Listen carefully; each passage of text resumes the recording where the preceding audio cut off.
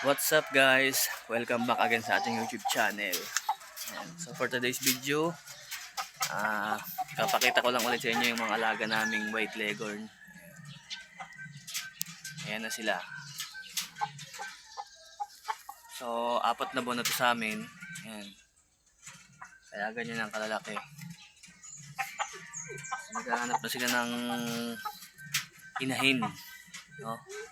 Pwede na silang ipanlahi kasi 4 months na. Baka meron kayong mga ano dyan, alam na mapagbibilihan ng mga inahin na pwedeng ipang-breed sa white leghorn, no? So mas mainam na ipang-breed natin yung mga native na inahin. Wala si Bongbong, ayan. So ang laki ng palong niya, oh. Ayan, si Bongbong. At itong si Bingbing ay pinalungan ko nga pala, guys. Ayan.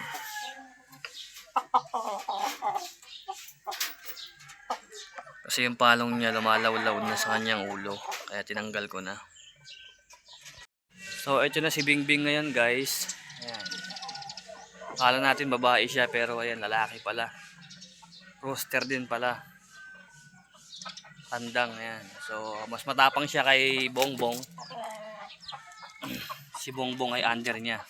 Kumbaga mas alpha siya kay Bongbong. Pero nung una, takot siya kay Bongbong. Pero nung tumagal-tagal, si Bongbong na yung takot sa kanya.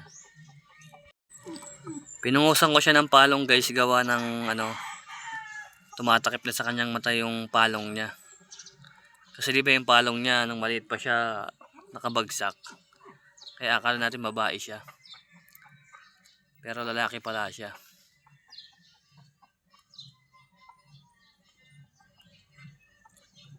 Ayan, kung mahilig kayo sa mga kwentong manok, kwentong pet, alaga, no? Don't forget to like and subscribe sa ating YouTube channel.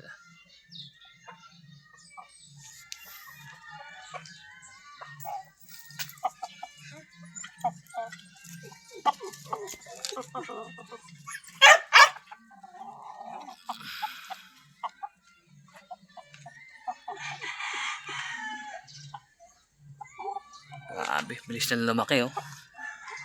Pero hindi sila nag-aaway, minsan lang. So yun lang, guys. Bye-bye.